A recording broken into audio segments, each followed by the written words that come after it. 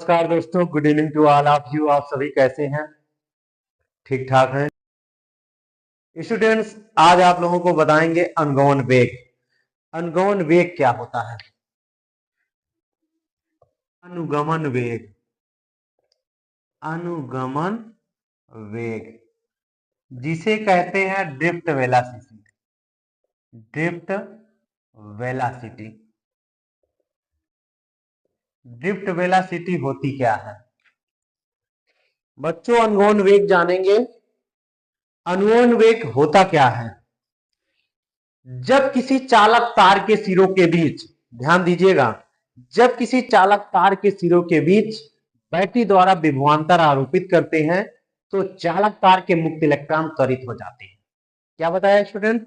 जब किसी चालक तार के सिरों के बीच बैटरी द्वारा विभवांतर आरोपित करते हैं तो चालक तार के मुक्त इलेक्ट्रॉन त्वरित हो जाते हैं। अर्थात त्वरित होने का मतलब क्या है? पहला दूसरे से टकराते हैं, दूसरा तीसरे से टकराते हैं, तीसरा चौथे से टकराते हैं, इस प्रकार टकराते जाते हैं। तो टकराने पर एक औसत वेग प्राप्त होता है जिसे क्या कहते हैं? अनुगमन वेग कहते हैं। स्टूडेंट्स, याद हो गया होगा मैंने परिभाषा क्या बताया? जब किसी चालक तार के सिरों के बीच बैटरी द्वारा विभवांतर आरोपित करते हैं तो चालक तार के मुक्त इलेक्ट्रॉन त्वरित हो जाते हैं। पहला दूसरे से टकराता है, दूसरा तीसरे से टकराता है, तीसरा चौथे से टकराता है। टकराने पर एक औसत वेग प्राप्त होता है जिसे क्या कहते हैं? अनुगमन वेग कहते हैं। स्टूडेंट, क्लियर हो गया? चलते हैं, इसको लिखते हैं। इसकी परिभाषा क्या होती है? जब किसी चालक तार के सिरों के बीच, चालक तार के सिरों के बीच बैटरी द्वारा विभवांतर आरोपित करते हैं, अंतर आरोपित करते हैं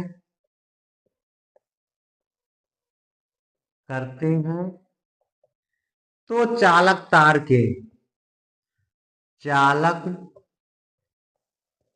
के मुक्त इलेक्ट्रॉन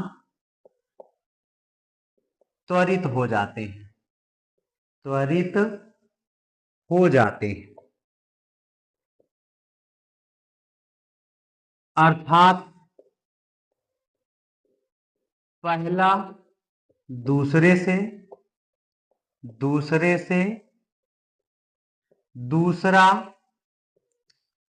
तीसरे से, तीसरा चौथे से टकराते हैं। ध्यान दीजिए, पहला दूसरे से, दूसरा तीसरे से, तीसरा चौथे से टकराते हैं। टकराने पर एक औसत वेग प्राप्त होता है। एक औसत वेग प्राप्त होता है जिसे अनुगमन वेग कहते हैं, जिसे अनुगमन वेग कहते हैं। ध्यान दीजिए स्टूडेंट, इसे वीडी से प्रदर्शित करते हैं, वीडी से प्रदर्शित करते हैं,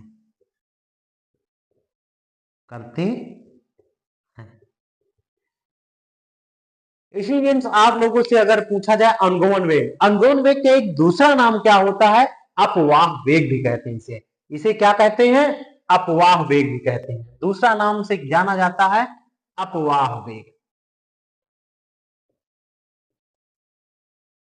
परिभाषा यही है, जब किसी चालक तार के सिरों के बीच बैटरी द्वारा विभवांतर आरोपित करते हैं तो चालक तार के मुक्त इलेक्ट्रॉन त्वरित हो जाते हैं। पहला दूसरे से, दूसरा तीसरे से, तीसरा चौथे से टकराते हैं। टकराने पर एक औसत वेग प्राप्त होता है जिसे क्या कहते हैं? अनुगमन वेग या अपवाह वेग कहते हैं। इसे किससे प्रदर्शित करते हैं? वीडी से प्रदर्शित करते हैं। अब स्टूडेंट्स, जो जो कि 1 नंबर का एक क्वेश्चन पूछा जाता है कि अनगोन वेग क्या है। बात आती है जो मेन डेरिवेशन है अनुगमन वेग के आधार पर ओम के नियम की उत्पत्ति, जो कि 3 नंबर पे करता है।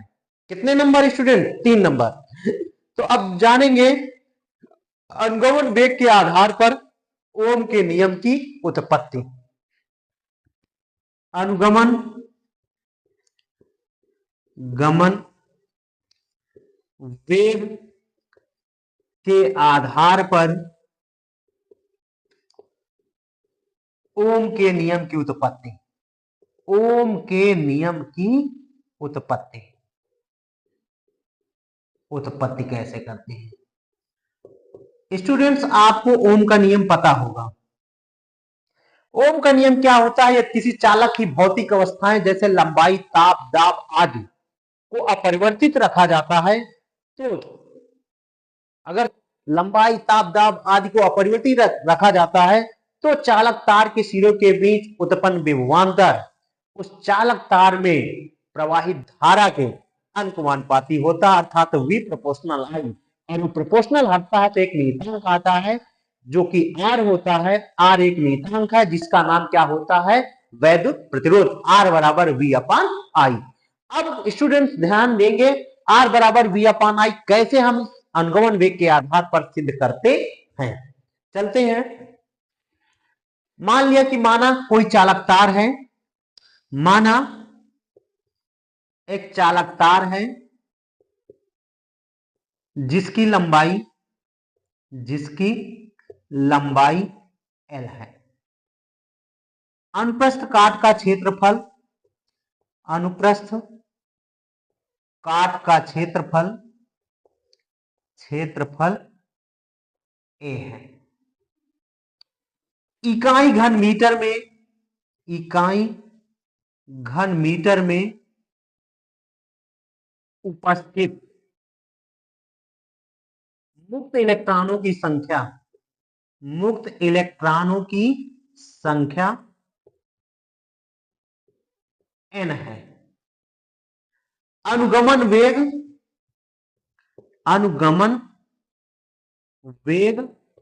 vd है।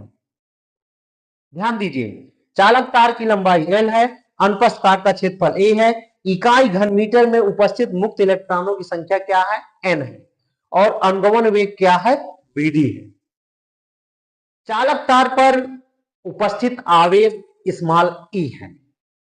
इलेक्ट्रॉन का आवेश कितना है? इलेक्ट्रॉन का आवेश स्मॉल e है।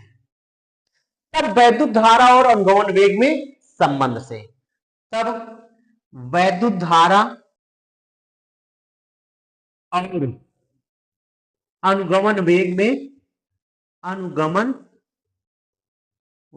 में संबंध लगाते हैं। ये क्या होता है?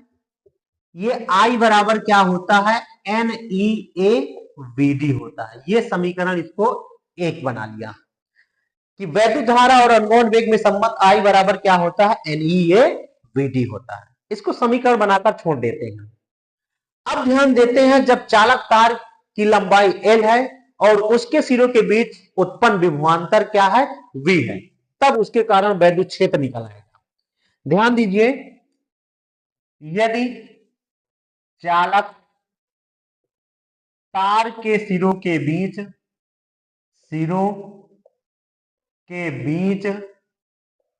विभवांतर, चालक तार के सिरों के बीच विभवांतर क्या है? विभवांतर V है, और चालक तार की लंबाई L है, और चालक तार की लंबाई L मीटर। चाहे ये कह सकते हैं कि यदि चालक तार की लंबाई L है और L के सिरों के बीच उत्पन्न विभवांतर क्या है? V है, तो चालक तार में वैद्युत क्षेत्र, अब वैद्युत क्षेत्र तब निकालते हैं, तब वैद्युत क्षेत्र की जो तीव्रता होगी E इज इक्वल टू क्या होता है V अपॉन L। ये क्या होती है वोल्ट प्रति मीटर या न्यूटन प्रति वोल्ट प्रति मीटर। ये वैद्युत क्षेत्र निकाल दिया। E बराबर V अपॉन क्या हो गया L हो गया। क्लियर। जब वैद्युत क्षेत्र निकल आया तो अब इलेक्ट्रॉन जब वैद्युत क्षेत्र E बराबर V अपॉन L निकल आया क्योंकि चालक तार की लंबाई L है उसके सिरे के बीच विभवांतर V है तब वैद्युत क्षेत्र E बराबर V अपॉन L हो गया। अब यहां पर इलेक्ट्रॉन का आवेश कितना है स्मॉल e है। तब इलेक्ट्रॉन के कारण इस वैद्युत क्षेत्र पर लगने वाला बल, तो इलेक्ट्रॉन पर बल निकाल लेते हैं। इलेक्ट्रॉन ई पर वैद्युत बल और F बराबर क्या होता है QE होता है। F बराबर क्या होता है QE होता है, जहां Q बराबर क्या है इलेक्ट्रॉन का आवेश कितना स्मॉल e है। चूंकि Q बराबर क्या है E है तब F बराबर क्या हो गया E इंटू E।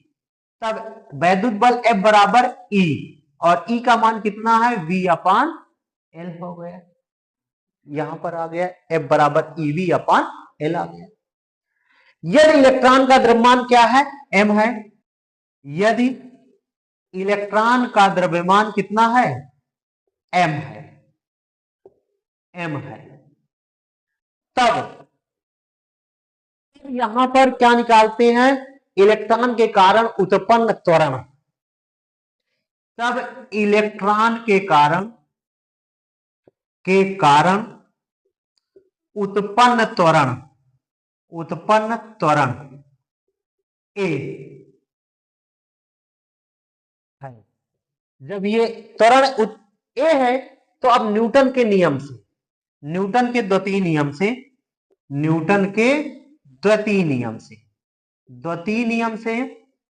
का द्वितीय नियम क्या होता है F बराबर ma। तो A बराबर कितना आ गया F अपान m। तब A बराबर F अपान m तो F का मान कितना है EV अपान L और ये बटे में m। तो A क्या निकल आया त्वरण निकल आया। यहां से आपका निकल आया त्वरण। अब जब त्वरण पता हो गया तो जब कोई भी कण प्रारंभिक वेग u बराबर 0 अर्थात विराम अवस्था से गति करता है तो कुछ समय पश्चात अंतिम वेग प्राप्त कर लेता है। तो ये जो इलेक्ट्रॉन है इलेक्ट्रॉनिक कण है वो कण विराम अवस्था से चलना प्रारंभ करता है तो ताऊ समय पश्चात अंतिम वेग v प्राप्त कर लेता है। कितना प्राप्त कर लेता है v। तो या फिर इस नियम से लगा दीजिए या फिर ऐसी कंडीशन 2-3 स्टेप के लिए लगा सकते हैं।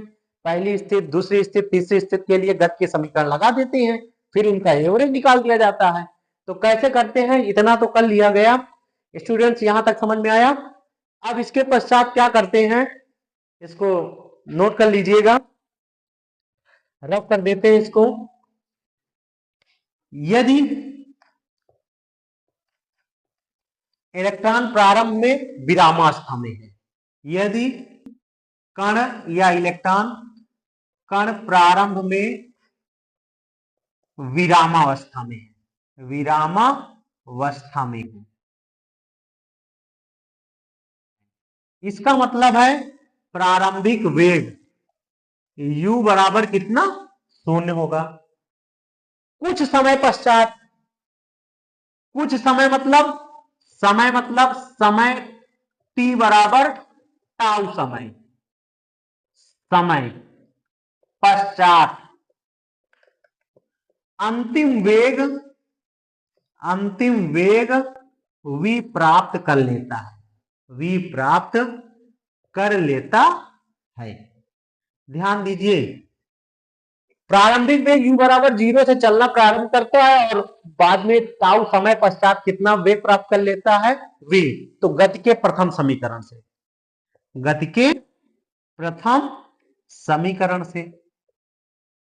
जब गति का प्रथम समीकरण लगाते क्या होता है v बराबर क्या होता है u प्लस at होता है। तो अब v अंतिम वेग कितना प्राप्त कर लेता है v है, ये v ही है। और प्रारंभिक वेग कितना है, u है। ये u बराबर कितना है, 0, विरामावस्था से चलना प्रारंभ करना है। a t बराबर कितना समय है, टाउ, तो ये टाउ है। तो v बराबर, ये तो 0 हो गया, a टाउ आ गया। और a का मान कितना निकला था, ev अपान ml। a का मान कितना निकला है, ev, चूंकि a equal to ev upon ml निकला, तो यहां पर रखते हैं, तो v equal to ev tau upon ml आ गया। यहां तक किसी कोई समस्या? अब जब ये प्राप्त हो गया, तो अब ये प्रारंभिक वेग u बराबर 0 और अंतिम वेग v बराबर ये निकल आया।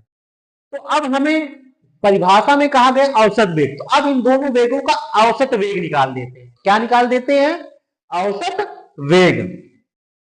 तो अब औसत वेग कैसे निकालते हैं, औसत वेग, औसत वेग, औसत वेग v बार बराबर क्या होगा, प्रारंभिक वेग प्लस अंतिम वेग, अंतिम वेग बटे कितना हो जाएगा, 2। तो v बार बराबर प्रारंभिक वेग u प्लस अंतिम वेग v बटे 2। तो v बार बराबर क्या होगा, u का मान कितना है, प्रारंभिक वेग 0, और v का मान कितना निकला, ev टाउ अपान कितना है, ml, और पूरे के बटे में 2। तो v बार बराबर कितना आ गया, ev टाउ अपान 2ml आ गया। जहां टाउ क्या है, टाउ क्रांति काल है। जहां टाउ क्या है, श्रांति काल है। श्रांति काल है मतलब एक समय है।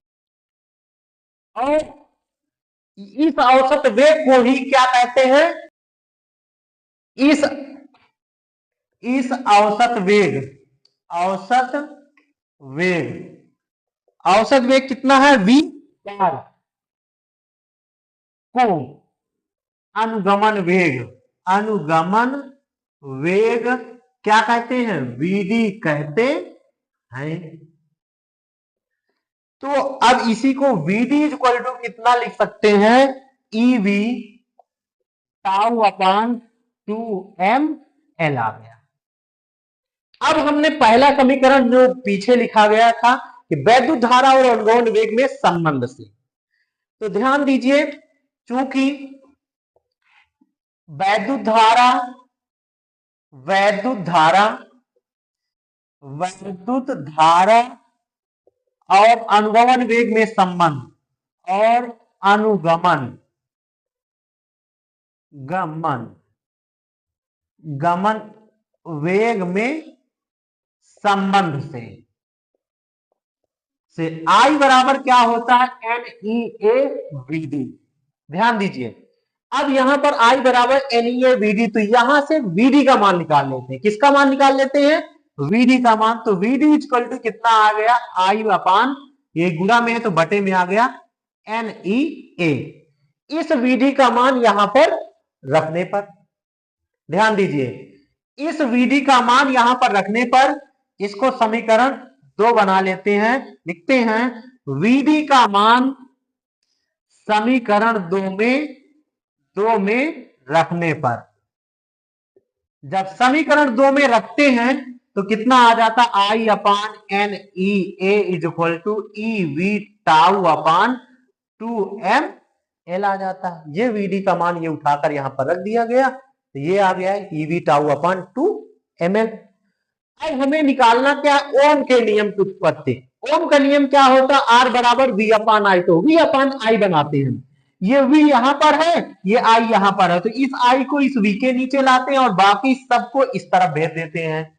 तो करते क्या है, ये 2ml यहां पर आ गया, 2ml इसके अंश में आ गया, गुण तिर्या गुणा कर दिया गया ऐसे करके। तो ये 2ml यहां आ गया, और E यहां पर आया तो बटे NE, E और E का गुणा हुआ तो E स्क्वायर आ गया, ये A आ गया और ये टाउ आ गया, इक्वल टू ये V है और इसके बटे में आ गया I आ गया, ये V अपान I हो गया। एक निश्चित ताप पर, ध्यान दीजिए, एक निश्चित ताप पर, निश्चित ताप पर ताप पर, ध्यान दीजिए, एन ई ए टाउ एम एल सब नियत होते हैं। एक निश्चित ताप पर एन ई ए टाउ एम एल नियत रहते हैं, नियत रहते हैं। जब ये सारे नियत रहते हैं, दो तो कांस्टेंट पद है, नियत रहते हैं, तब V अपान आई बराबर क्या होगा, नियतांक होगा, नियतांक। जब V अपान आई बराबर नियतांक और ये V अपान आई किसके बराबर होता है, वैद्युत प्रतिरोध के, तब V अपान आई बराबर ये क्या है, नियतांक, आर नियतांक है, नियतांक है।